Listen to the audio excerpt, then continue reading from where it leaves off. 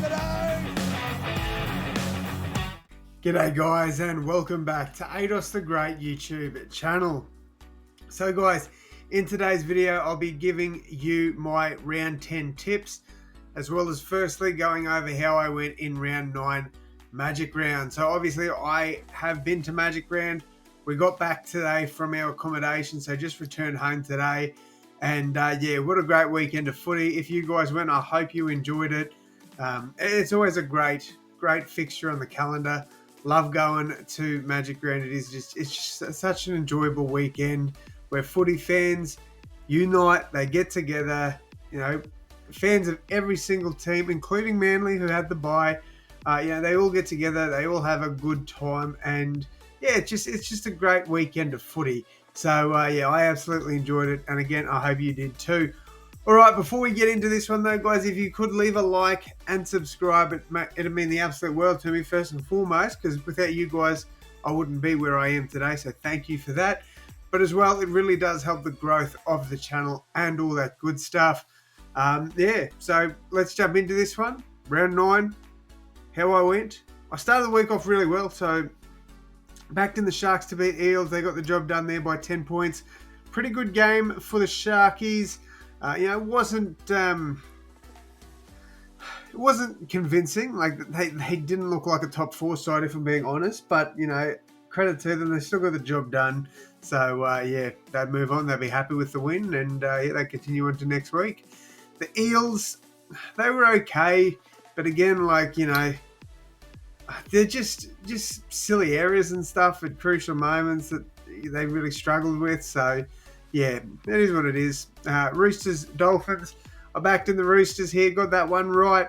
I thought the Dolphins, they had a bit of fight in them towards the end of the game, but the Roosters were really in control for most of this game.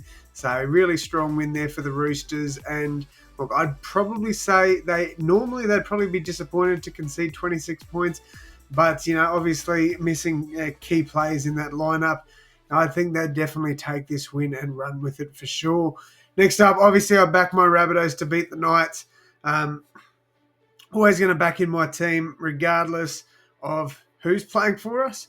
I'm always going to back them in. I'm always going to be there supporting them 1,000%. Unfortunately, this one was a disappointing result.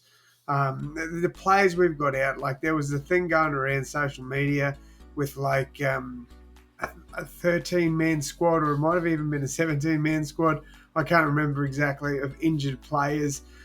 So we're really going through it at the moment. Obviously, we have had the worst injury run this season and last season as well. So at the end of the day, I'm not going to make excuses for the club, because we still need to be better than 4 points.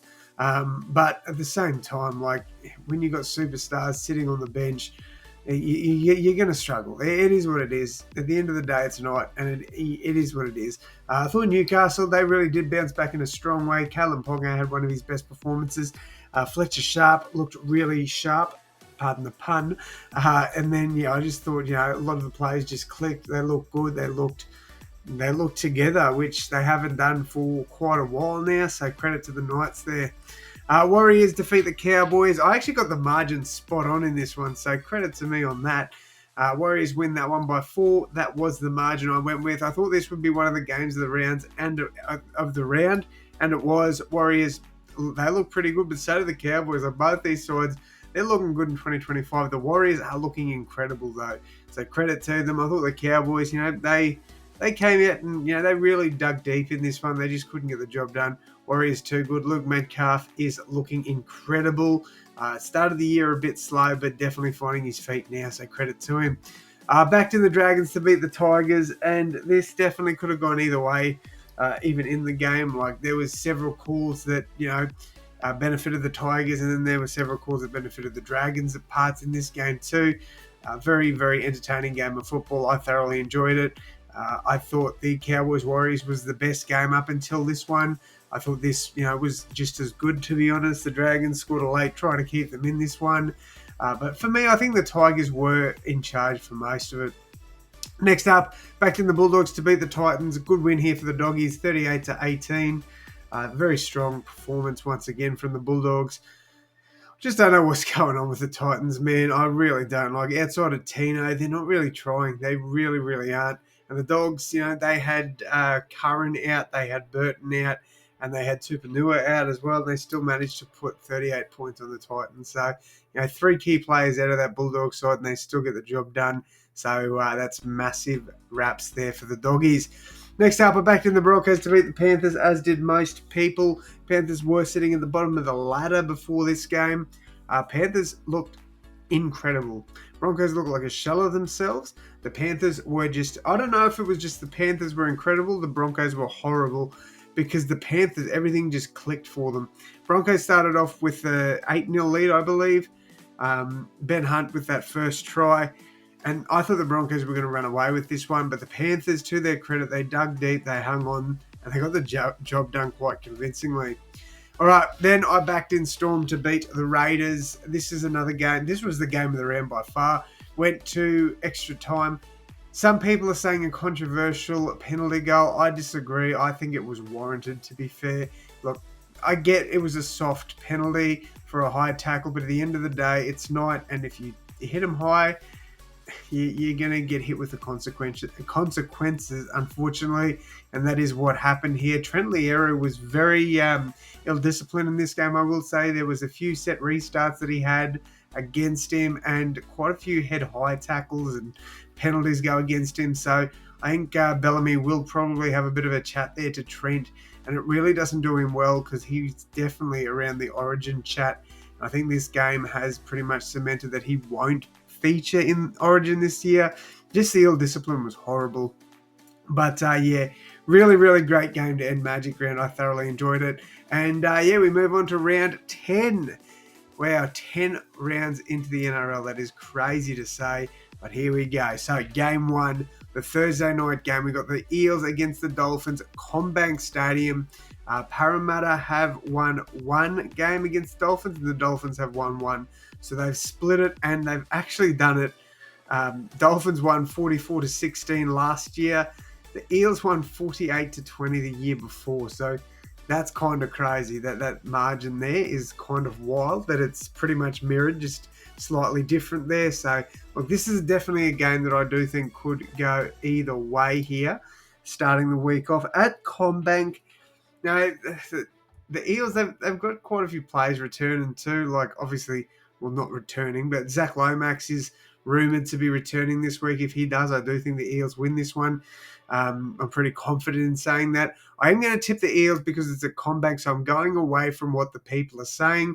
65% of tipsters are backing the Dolphins in that one. I'm going to go Para. I think they can get the job done. All right, next up, we've got the Knights against the Titans. Actually, you know what? I'm going to do it at the start of the video now so you guys don't have to sit and wait till the end to get my margins and stuff. I'm just going to do it all at once. But before I give you my margin for this first game, guys, please do hit that like button and subscribe. It really would help the growth of the channel and all that good stuff, legends. Thank you. All right, so the Eels, obviously tipping them. I'm going to say 1-12, and I'm going to go Josh Adokar anytime. He scored a couple there at Magic Round. Looked bloody good for the Eels too, so I do think he crosses for them.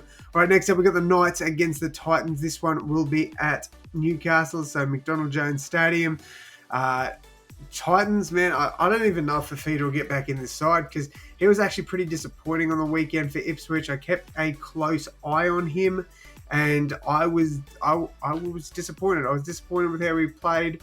I thought he'd have a bee in his bonnet and he would try his best to at least do something on the weekend, and he was absolutely disappointing. So, look, I think the Knights probably do win this one. A good bounce back for them against the Rabbitohs, unfortunately. They did win last year 26-6, the Titans, but the last 2 years before that, or last 2 games before that, it was the Knights winning those 2. Knights have had the better of the Titans, winning 17 of the 31 games played between these 2 sides. I think Newcastle win there in Newcastle. I'd be very surprised if the Titans do win that game. I just think the Knights will be too good there, so I'm backing them in. I'm going to say that'll be a 1-12 margin. I do think the Titans can keep it probably like a 10 to 12 sort of scoreline there for them. And I'm going to say Bradman best anytime for the Knights. All right, so let's just rip the Band-Aid off straight away. Obviously, I'm going the Rabbitohs in this one. If I'm being honest, I do think the Broncos bounce back in a big way. Obviously, Michael Maguire will have them ready for this game. After getting flogged by the Panthers, we're probably without Jai Gray and Peter Mamouzelos as well. Hearing rumours that Jamie Humphries returns, which means he probably does go into the number 9 jersey with Peter out. And then obviously Latrell Mitchell returns at fullback. But our team is just riddled with injuries. There is no hope in my mind that we beat the Broncos. But in saying that, I'm always going to go into these games confident we win, regardless if in my mind I believe we can. In my heart, I know we can win games. This would be the biggest upset of the season, in my opinion, if we were to win this game. But I'm obviously going to stick strong to my club. I never tip against them, and that is going to continue here. I'm back in the Rabbitohs in 1 to 12 with, I'm going to say, Latrell to score a try in his return game from suspension. All right, this one's juicy. In Canberra as well, we've got the Raiders taking on the Bulldogs. This is arguably, actually, I wouldn't even say arguably, this is the game of the round. First versus second. Doggies looked pretty good against the Titans. Like, obviously, I didn't think they were at their best. They will get Matt Burton back in this one as well. But the Raiders, they look great against the Storm. So this is definitely a game that I do believe could go either way. In Canberra, people would say, the Raiders, have to travel from Brisbane back to Canberra. The Bulldogs, technically, they do too. So, it's not like, and it's a pretty short turnaround there for the Raiders, going from, the late Sunday game straight into a Saturday. Bulldogs did have the early Sunday game too, though. But yeah, look, I think this is the game of the round. I think there won't be too much separating it. I am going to back in the Dogs, but I would not be surprised if the Raiders did win this game either.